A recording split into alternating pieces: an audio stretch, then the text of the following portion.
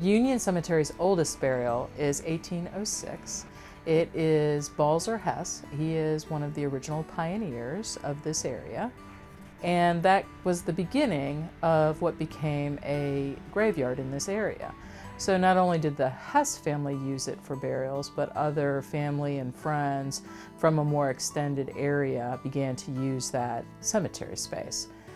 But it wasn't until the 1840s that Union Cemetery was actually founded. Back in the 1840s, there would have been a group of these graveyards. Most of the time, a graveyard is attached to a church. Cemeteries that were not attached to church would have come together as a union of cemeteries to share expenditures. Now, the association back in 1848 most likely would have been a part of that union. And it's my understanding that when that union broke up, that Union Cemetery kept that name, and that's the name that is chosen when the official association begins in the 1870s. It's not until 1879 that we actually have documentation. This is the very first minute from the official minute book of the association. It starts by saying that there is a desire to establish the association and that they are going to have an official meeting at the Baptist Church here in Clinton Township. I've pulled a map from 1872 to try to get an understanding of where that church might have been, and there is a church that is right across the street from the established graveyard. In 1878, they agreed to actually elect officers and begin the association. What they're doing is making a business out of this cemetery operation. And as a result, most of the records that we have here are going to be accounting and land management records. We're keeping track of what kind of revenue we take in, where we actually inter people so that we know exactly how much space we haven't used and what we might be able to sell. So a lot of the early records are actually what would be certificates of ownerships. Not a lot of burial records because families back then would have taken care of their own burials.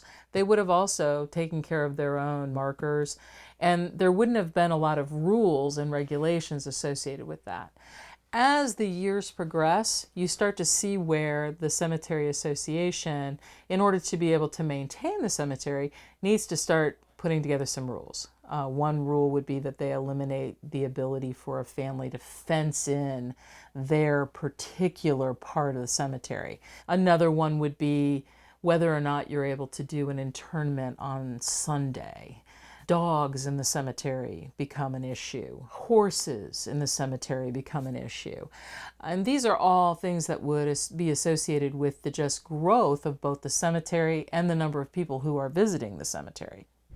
An early issue that comes up is the fact that it is cold in Ohio. And it is not possible for people to be buried during the winter months. They decide they need what is called a dead house, a storage location where they can keep people until the weather warms enough to actually be able to do an interment. This book shows us where the cemetery decides that it's time to remove this particular element of the cemetery. So we have these great photographs that would have been taken in the summer of 29, where they are memorializing the dead house because they're getting ready to demolish it. In the 1920s, the cemetery would have had about 48 acres of land, and most of this land would have been close to Doddridge Street, off of Olentangy River Road. As they expand, they're purchasing farmland from the farmers that are in this area. So Mr. Ackerman, Mr. Hess, these would have been second or even third generation pioneer families that are still owning land in this area. We start to purchase land moving northward, closer to what we see as Riverside Hospital today. Ultimately, we purchased about 75 acres of land on the east side of Olentangy River Road. Then we jump over to the west side of Olentangy River Road in the late 1930s, early 1940s. And at that point, we purchase almost the same amount of land. We're purchasing land that may already have buildings or structures on it, in some cases houses, in some cases barns. So we may take a house and use it for the superintendent for a period of time. We have used barns for tool sheds and things like that, but ultimately we need to clear the land of these pieces of property. As the cemetery records mature, we can also see where current events are being documented as part of the cemetery's business records. Here in 1910, they're relocating a cemetery from the Clintonville area over to Union Cemetery. This is because that property is going to be used for houses and schools and the development of the Beachwald area.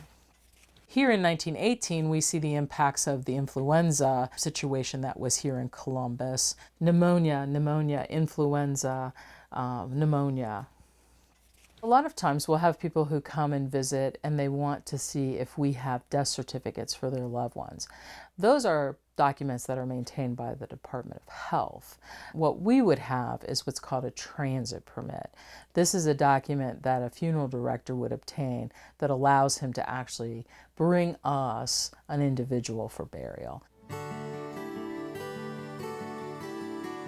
When I first started to work here, I wasn't sure how often we would interact with these older records. But the reality is that I find reason to be interacting with these records on a daily basis. Right now at Union Cemetery, we have over 80,000 people here. So knowing exactly where everybody is, being able to get visitors to the right place, this is part of our day-to-day effort. And we use these records to make sure that we can answer those questions to the best of our ability.